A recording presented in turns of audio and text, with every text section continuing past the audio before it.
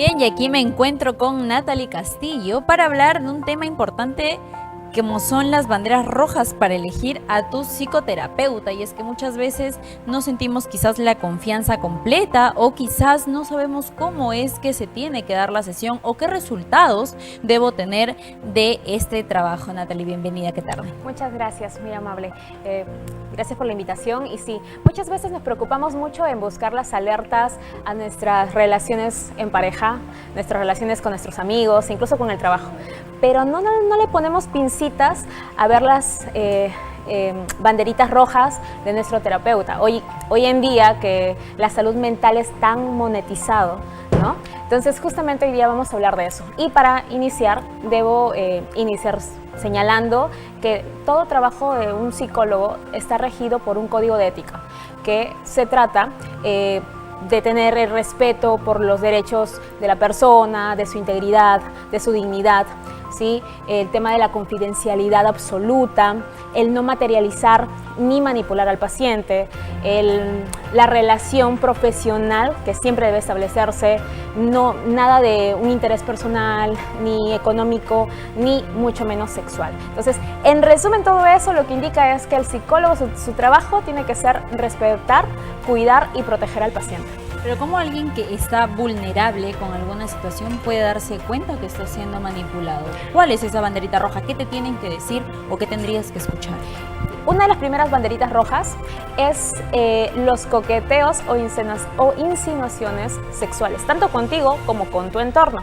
¿Y esto a qué me refiero? Por ejemplo, cuando el psicólogo, ¿no?, empieza a hablar de tu físico, ¿no?, a darte piropitos a diario, o el intentar vincularse con algún familiar de tu entorno, mamá, papá, hermanos, ¿no?, con intereses personales, ¿no?, cuando ya va más allá del tema íntimo, ¿no?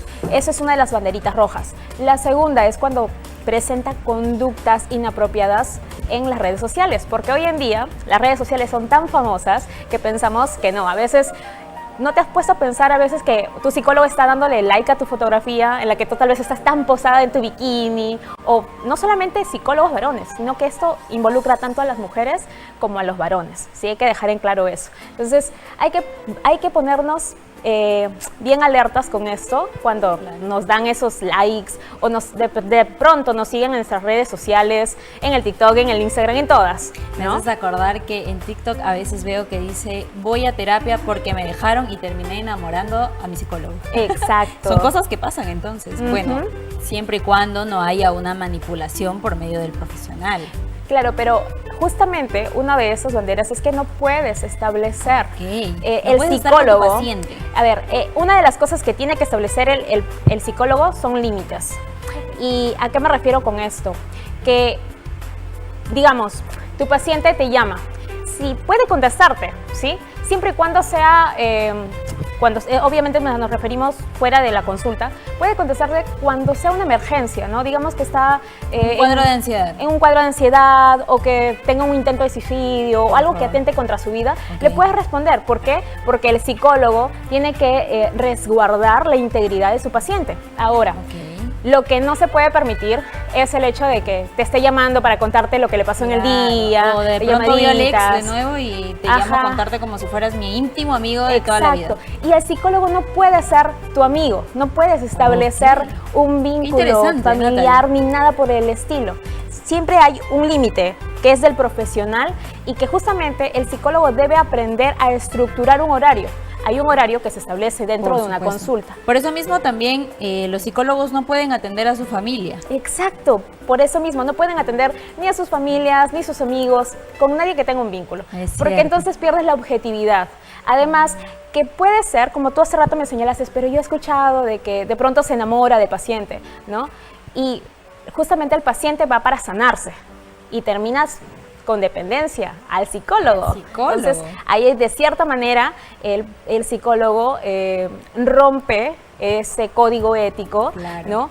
Y lo que hace es generar dependencia y arruinar el proceso terapéutico. Por supuesto, ya si vuelve a romper con el psicólogo ya no va a querer ir a ningún tipo de terapia. Exacto.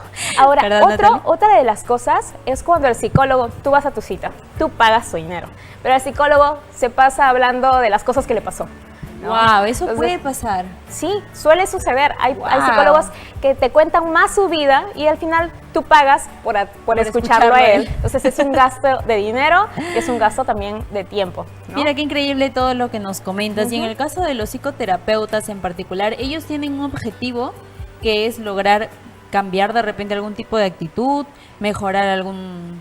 Todo depende aspecto de tu mucho vida. del motivo de consulta por el cual se va el paciente. Ok. Sí, todo se tiene que regir a ello. Y justamente una de las cosas que también es una banderita roja es cuando tú te vas por un motivo de consulta, pero el psicólogo te quiere imponer otro. O sea, te dice qué es lo que tienes que hacer, qué es lo que debes hacer, te juzga, no. Digamos que el Wow. consultorio es un lugar donde tiene que haber un lugar seguro, tiene que ser un lugar seguro. Un lugar seguro, es Entonces, cierto. si vas y tú le cuentas, pero regresé con mi ex, a lo mejor las amigas que te van a decir, te van a machacar, ¿no? Pero el psicólogo no puede hacer eso. Está prohibido que tú vayas y juzgues a tu paciente. Ya poner la mala cara ya es como inevitable, imagino. Sí, Es parte del entonces- ser humano como, bueno, entiendo. Pero imagínate sentirte así tan vulnerable y que vayas a un lugar donde te vas a llenar de críticas. Claro. No vas a salir bien de ahí. Entonces, lo que tú quieres en ese momento es que se te escuche y se te oriente.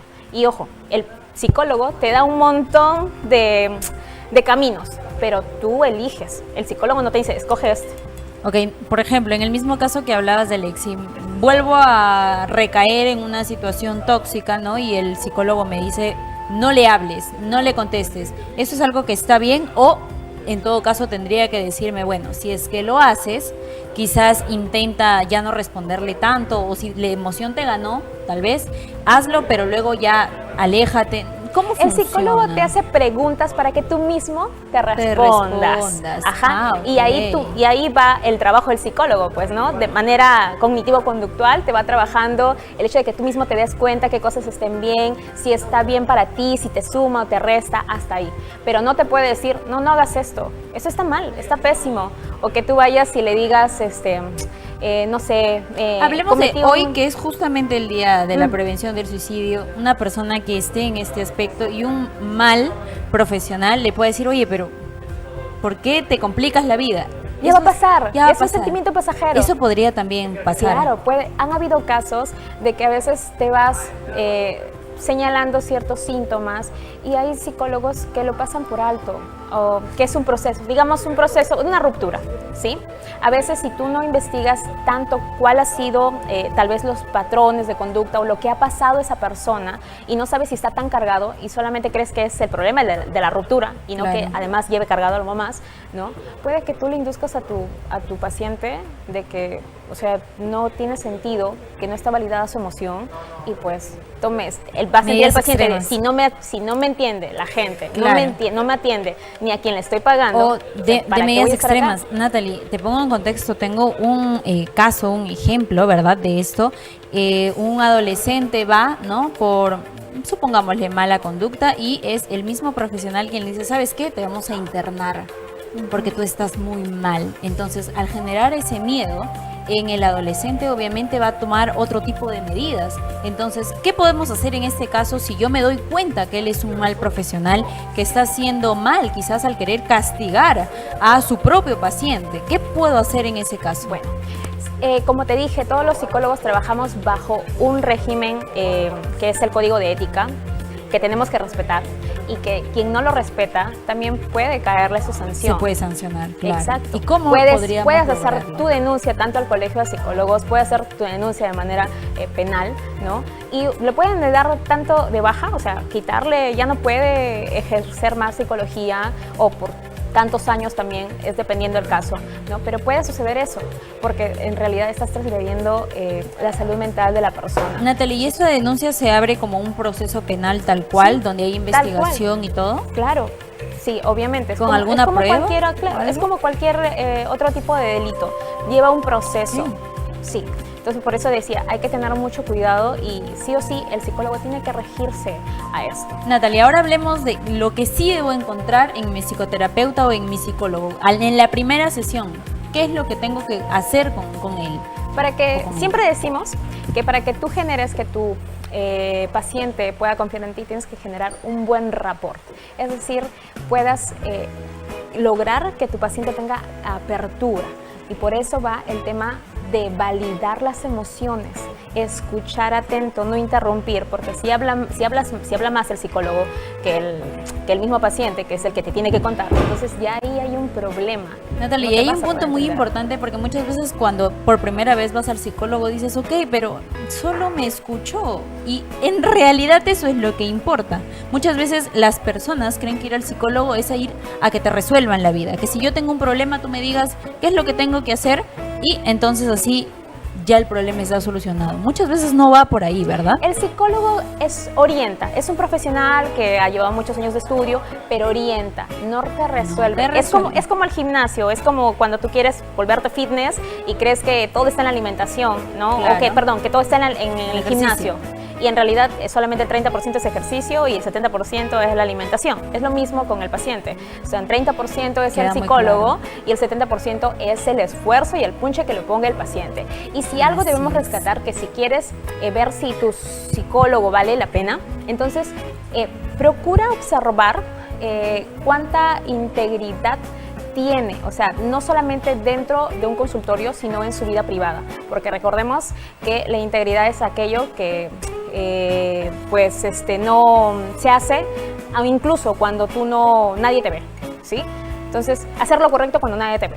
Entonces, si tú ves que es un profesional con valores, ¿no? Dentro y fuera del consultorio, ¿no? Entonces, que hay coherencia entre lo que dice y lo que hace. Porque imagínate, tú te vas porque tienes problemas de frustración. De alcohol. Sí, de alcohol, y tu psicólogo toma. Te lo encuentras tomando. Claro.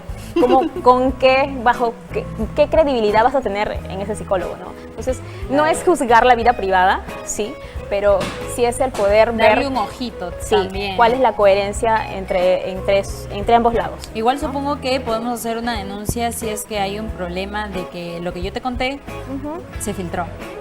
También se podría denunciar. Sí, y eso es más grave aún, por la confidencialidad, sí o sí. Por eso te decía, ahí en el código de ética hay normas que debes cumplir. No, si tú te saltas esas normas, tú puedes ser de manera penal. Puedes perder la carrera incluso.